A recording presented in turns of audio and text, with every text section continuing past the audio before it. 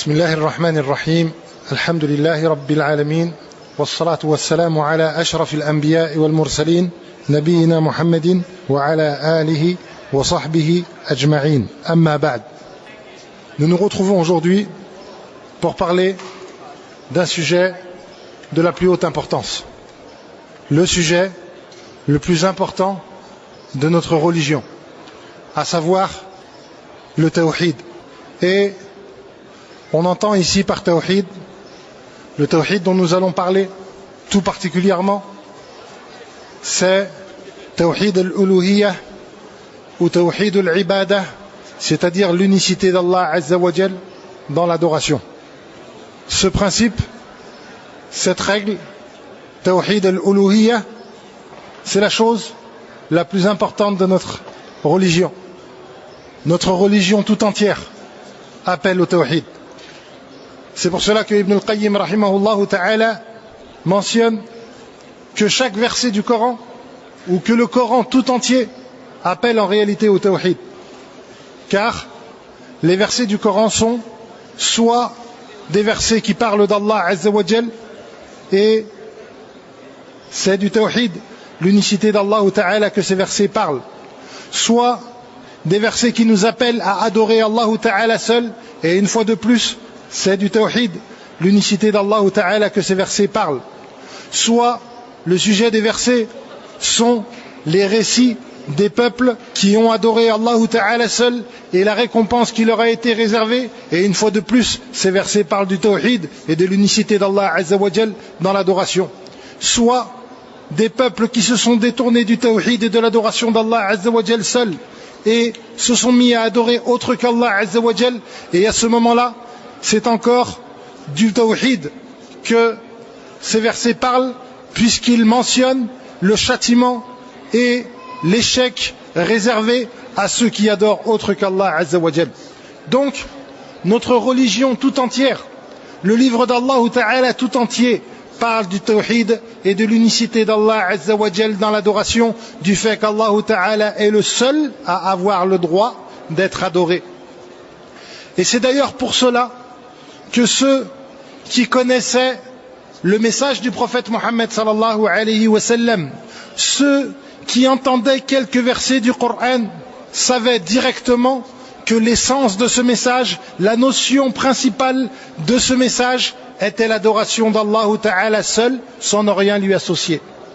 Allah Ta'ala nous mentionne que des djinns ont entendu des versets du Coran, et ils ont dit, comme Allah Ta'ala le dit dans Surat al-Jinn, قُلْ أُوحِيَ إِلَيَّ أَنَّهُ اسْتَمَعَ نَفَرٌ مِّنَ الْجِنِّ فَقَالُوا إِنَّا سَمِعْنَا قُرْآنًا عَجَبًا.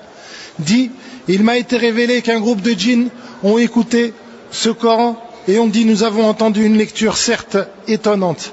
يَهْدِي إِلَى الرُّشْدِ فَآمَنَّا بِهِ. Il appelle et guide vers la droiture, alors nous y avons cru. وَلَن نُشْرِكَ بِرَبِّنَا أَحَدًا. Et donc, nous n'associerons plus rien à Allah Azza wa Jal.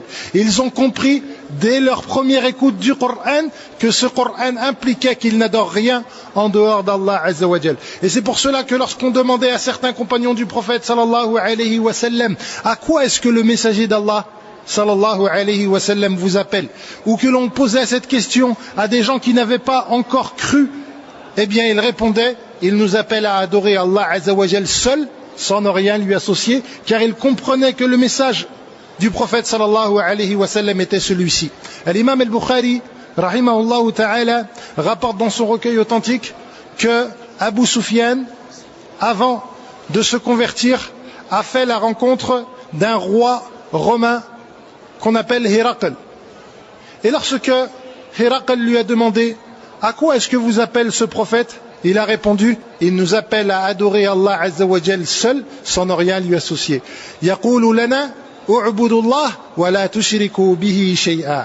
Donc même les mouchriquines savaient que le message du prophète sallallahu alayhi wa sallam était celui-ci, celui d'adorer Allah Azza wa Jal seul, sans ne rien lui associer. Et c'est pour cela aussi qu'Allah Ta'ala mentionne dans Surat Sad qu'ils ont dit, أجعل الآلهة إلها واحدا إن هذا لشيء عجاب.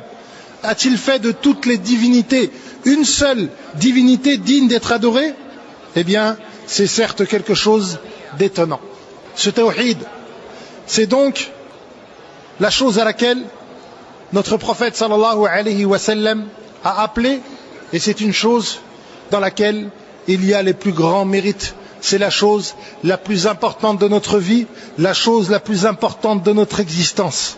Car c'est pour cela qu'Allah Ta'ala nous a créés. Allah Ta'ala ne nous a pas placés sur terre pour que nous errions sans but.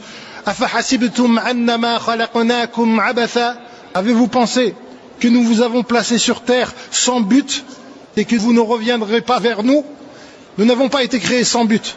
Nous avons été créés pour un but qui est le plus noble des buts. Et ce but, c'est le fait d'adorer Allah Ta'ala seul, sans ne rien lui associer. Car Allah Ta'ala dit dans le Coran, وَمَا خَلَقْتُ الْجِنَّ وَالْإِنسَ إِلَّا لِيَعْبُدُونَ. Je n'ai créé les djinns et les hommes que pour qu'ils m'adorent. Il est très important que chacun d'entre nous, lorsqu'on entend les versets du Coran, dans lesquels Allah Ta'ala nous appelle à l'adoration, il est très important que nous comprenions que tout ordre à l'adoration de le Coran est un ordre à l'adorer seul, sans ne rien lui associer. À l'adorer seul, sans ne rien lui associer. Pourquoi? Parce que les gens auxquels ces versets s'adressent à l'époque du prophète sallallahu alayhi wa sallam, les mouchriquins, les idolâtres, adoraient Allah. Ces idolâtres adoraient Allah. Mais ils adoraient avec Allah Ta'ala autre que lui.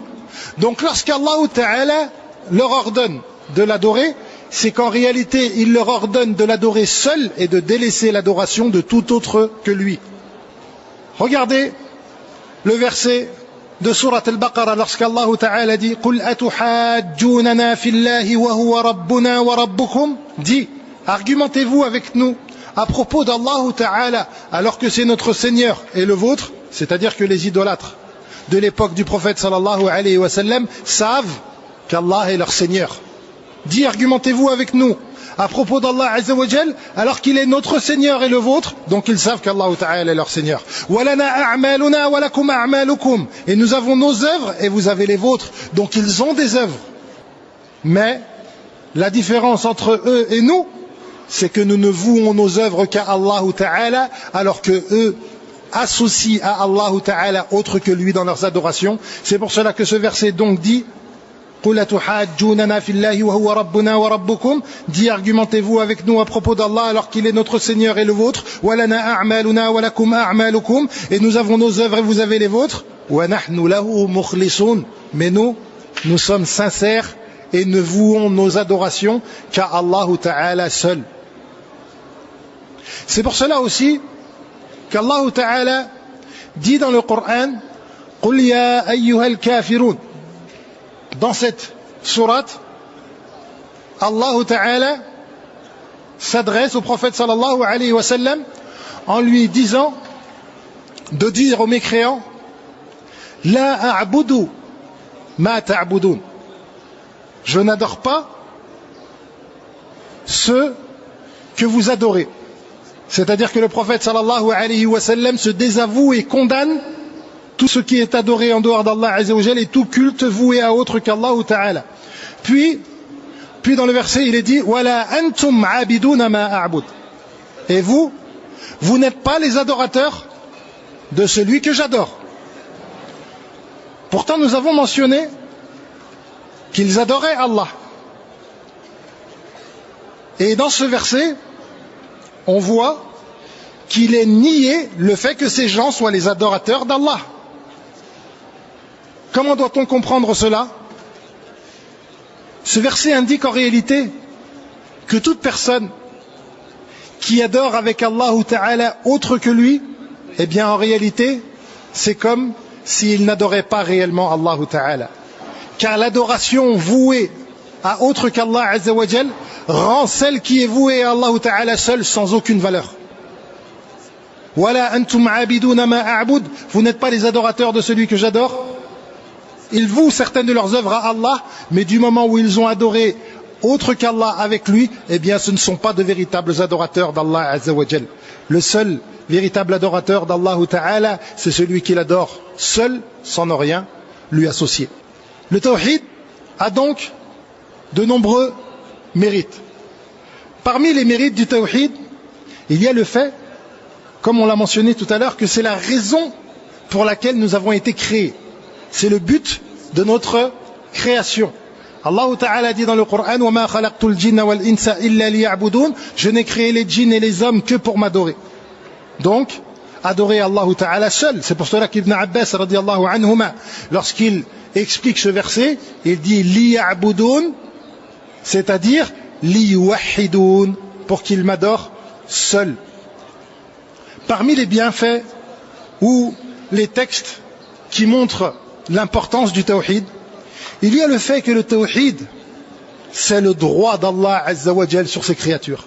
Un jour, le prophète sallallahu alayhi wa sallam était sur sa monture et il avait derrière lui Mu'adh ibn Jabal radiyallahu anhu. Alors le prophète sallallahu alayhi wa sallam s'est adressé à lui en lui disant: Ya Mu'adh, atadri ma haqqullahi ala al-ibad wa ma haqqul ibadi ala Allah?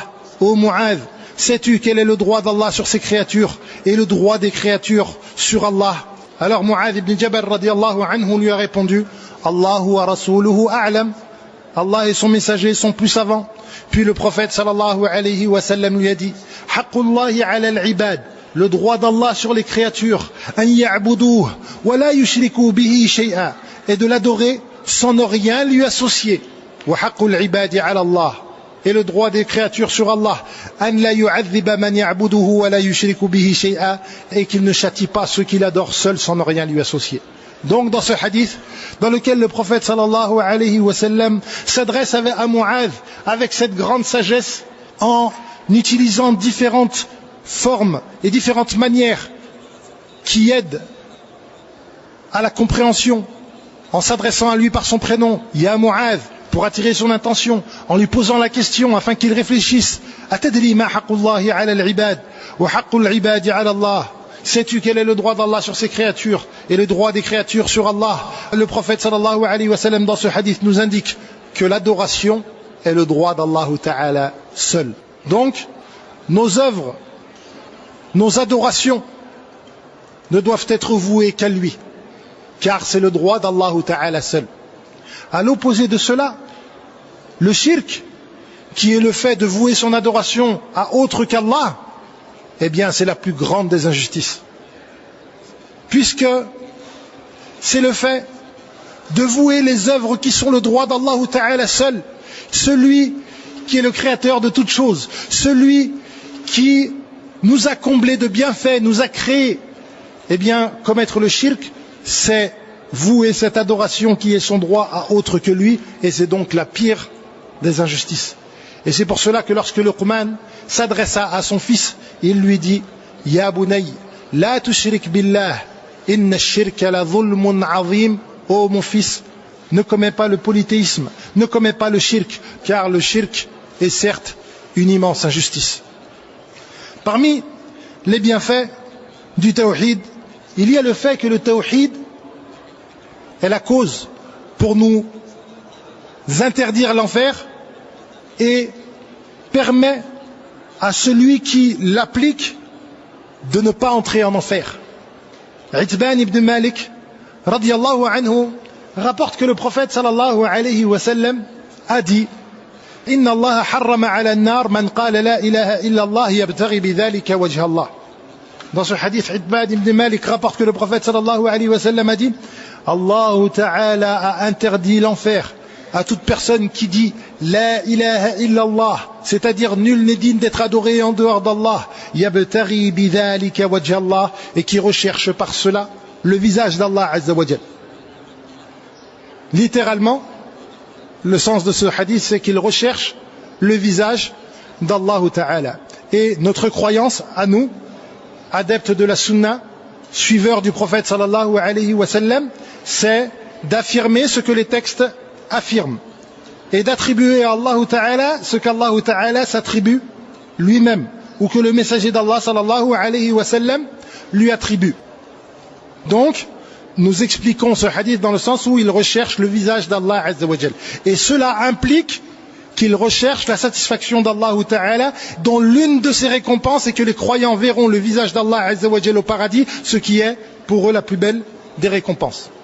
Dans ce hadith que Itban ibn Malik nous rapporte, on voit que le tawhid est la cause pour nous interdire l'enfer, puisque celui qui prononce la ilaha illallah, celui qui dit que nul n'est digne d'être adoré en dehors d'Allah Azza wa Jal, eh bien Allah Ta'ala lui interdira l'enfer, et cette parole est la parole du tawhid. À l'inverse, le shirk est la chose qui t'interdit le paradis, puisque le shirk est la chose qui interdit à celui qui le commet le paradis, puisqu'Allah Ta'ala dit innahu man yushrik billah faqad harrama Allahu alayhi al-jannah wa ma'wahu an-nar wa ma lidh-dhalimin min ansar. Toute personne qui voue un associé à Allah Azza wa Jal, eh bien Allah Ta'ala lui interdira le paradis et son refuge sera l'enfer, et les injustes n'auront personne pour les secourir. Regardez donc, le tawhid est la cause pour nous interdire l'enfer, et le shirk est la cause pour interdire le paradis. C'est donc un grand mérite du tawhid et un grand danger du shirk.